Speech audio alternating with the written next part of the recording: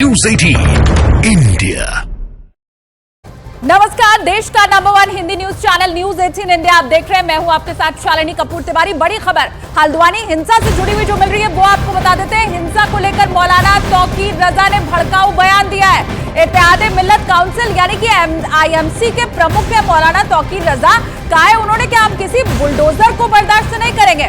मौलाना ने कहा है कि अगर हम पर हमला हुआ तो हम जान लेने से भी नहीं चूकेंगे। ये बहुत बड़ी खबर आपको बता रहे हैं। तौकीर रजा का विवादित बयान, हमला अगर हुआ तो जान ले लेंगे, जान लेने से भी नहीं चूकेंगे। हल्द्वानी हिंसा और उसके बाद मौलाना तौकीर रजा का ये भड़काने वाला बयान अब सामने आया है। बुलडोजर तुम हमारे घर पे चला दोगे, हम अंधे और बहरे बने बैठे रहेंगे। अब किसी बुलडोजर को बर्दाश्त नहीं किया जाएगा। सुप्रीम कोर्ट अगर संज्ञान नहीं ले रहा है तो हम अपनी हिफाजत खुद करेंगे। हमें कानूनी अधिकार है, अगर हमारे ऊपर कोई हमलावर होता है तो हम उसको जान से मार दें, यह हमें कानूनी अधिकार है। और वहीं हल्द्वानी हिंसा के बाद प्रशासन पूरे एक्शन मोड में दिखाई दे रहा है। CCTV फुटेज के आधार पर उपद्रवियों की तलाश की जा रही है। दंगाइयों के खिलाफ कड़ी से कड़ी कार्रवाई की जाएगी। जो हमारे देश का कानून है उसको बहाल किया जाएगा। आज चीफ सेक्रेटरी मैडम और हमने सारी समीक्षा की है। अस्पताल गए, वहाँ जो लोग घायल एडमिट हुए हैं उनका हालचाल पूछा गया और अभी यहाँ थाने पे आके डैमेज हमने असेस किया है। तो अभी स्थिति थोड़ा तनावपूर्ण है लेकिन नियंत्रण में है। और हमने DMSP के साथ और ADG लॉ एंड ऑर्डर हम सब लोगों ने मीटिंग कर ली है और मुझे विश्वास है जल्दी ही शांति व्यवस्था को बहाल करने के लिए और इस उपद्रव के पीछे जो भी शरारती तत्व थे, एंटी सोशल एलिमेंट्स थे, उनके खिलाफ सख्त से सख्त। और हल्द्वानी में जिस जगह पर हिंसा हुई उसी इलाके में कई ऐसी चीजें कैमरे में कैद हुई हैं जो कि हिंसा की साजिश से सीधे सीधे जुड़ी हैं। आपको न्यूज़ 18 इंडिया की एक्सक्लूसिव ग्राउंड रिपोर्ट दिखाते हैं। पूरे इलाके में कर्फ्यू है। मैं तस्वीरें दिखाऊंगा कर्फ्यू की। देखिए ये पूरी गली है जहां से भीड़ आई थी। इन गलियों में अब सन्नाटा पसरा हुआ है। दूर आपको एक पुलिस की वैन दिखाई देगी जो वहां से अनाउंस करते हुए आ रही है कि लोग अपने घरों के अंदर रहें। और ये पूरी गली जहां पर सबसे ज्यादा हुजूम था, ये बताया जा रहा है कि यहाँ पर लोग ऊपर से पत्थर मार रहे थे। अब वो हुजूम यहाँ पर गायब है क्योंकि कर्फ्यू की जो स्थिति है वो यहाँ पर बरकरार है। और इसी वजह से इसके आसपास की इसी तरह में जो जितनी भी गलियां हैं वो सब सन्नाटे में है क्योंकि इलाके में कर्फ्यू है।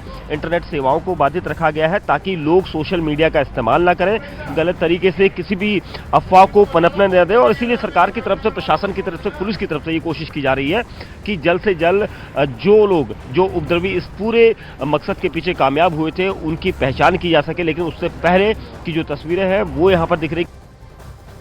तो ये जो जली हुई गाड़ियां हैं और वहां पर ये जो सबूत सारे हैं वो इस बात की तस्दीक कर रहे हैं कि किस तरह से वहां पर हिंसा की गई है। आप देखिए पेट्रोल बम फेंकता हुआ यहाँ पर उपद्रवी इस तस्वीर में पूरी तरह से दिखाई दे रहा है। अब प्रशासन का भी ये कहना है कि पुलिस की टीम के ऊपर हमला ये जो किया गया था ये पूरी बाकायदा एक साजिश थी।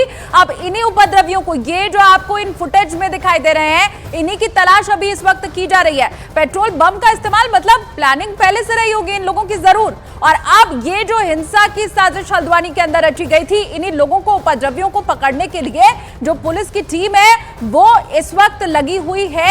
और जिस वक्त वो हिंसा हुई उसके बाद की ये तस्वीर इस वक्त आप देख पा रहे हैं कैसे वहां पर आगजनी की गई, किस तरह से हिंसा वहां पर भड़काई गई और कैसे चाहे वहां पर बाइक थी, गाड़ियां थी, पुलिस की टीम का कोई शख्स था, सब कुछ आग के हवाले कर दिया गया। और अब तो प्रशासन भी इस बात को मान रहा है कि ये जानलेवा हमला था, बाकायदा ये साजिश थी कि जितने भी वहां पर अधिकारी पहुंचे हुए थे, पुलिसकर्मी पहुंचे हुए थे, जो भी कार्रवाई करने के लिए वहां टीम पहुंची हुई थी, उन सभी के ऊपर ये जानलेवा हमला किया गया था। किस तरह से दंगाइयों ने वहां पर कोहराम मचाया इन तस्वीरों में साफ तौर पर वो दिखाई दे रहा है। और अब एक एक उपद्रवी की पहचान की जाएगी, ये प्रशासन की ओर से, सरकार की तरफ से कहा जा रहा है। और अब इन्हीं उपद्रवियों को पहचानने का काम भी किया जा रहा है क्योंकि ये जो वीडियो फुटेज है ये प्रशासन की तरफ से ही जारी किया गया है ताकि लोग ये समझ सकें कि कैसे पूरी प्लानिंग के साथ यहाँ हिंसा भड़काने की कोशिश की गई थी। और जबकि ये फुटेज प्रशासन की तरफ से जारी किया गया है तो इन तस्वीरों में जो लोग दिखाई दे रहे हैं उन्हें पकड़ने की भी जरूर इस वक्त कवायद हो रही होगी।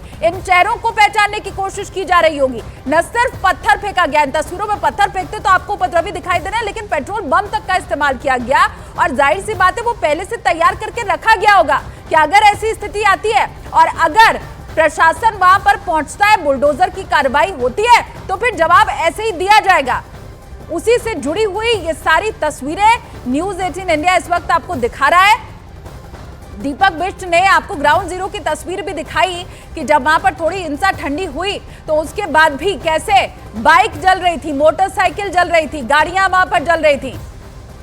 न्यूज़ 18 इंडिया के दीपक बिष्ट इस वक्त मेरे साथ जुड़ भी रहे हैं, उनका मैं सीधा रुख कर लेती हूँ। दीपक, अभी के जो हालात है पहले उसके बारे में भी जरा बताइए। सब कुछ कंट्रोल में है अब?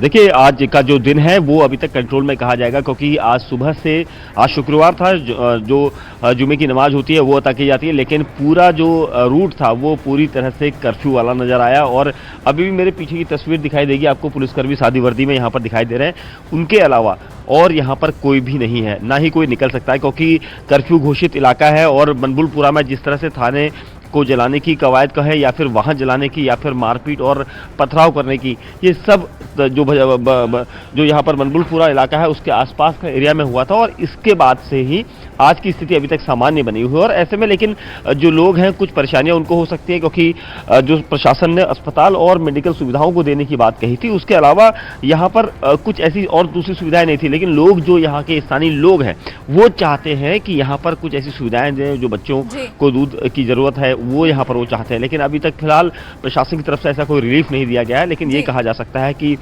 एक दिन और यहाँ पर कर्फ्यू इसी तरह से रहेगा। मौत का आंकड़ा क्या आधिकारिक तौर पर पुष्टि उसकी कर दी गई है?